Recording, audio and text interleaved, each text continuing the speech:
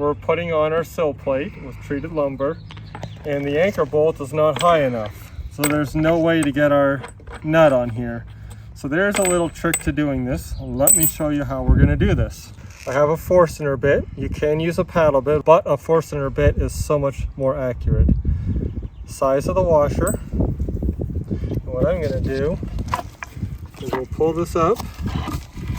We'll set this over here, and it's gonna kind of bounce on us a little bit. So I'm gonna have to hold the drill pretty steady.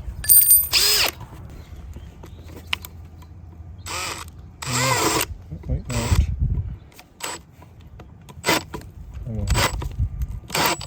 No one's gonna see this.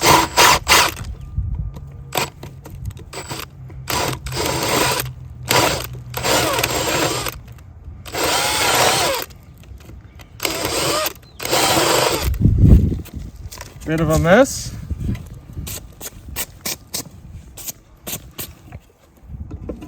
Put this back down again. Now we should have just enough to get the thread on here.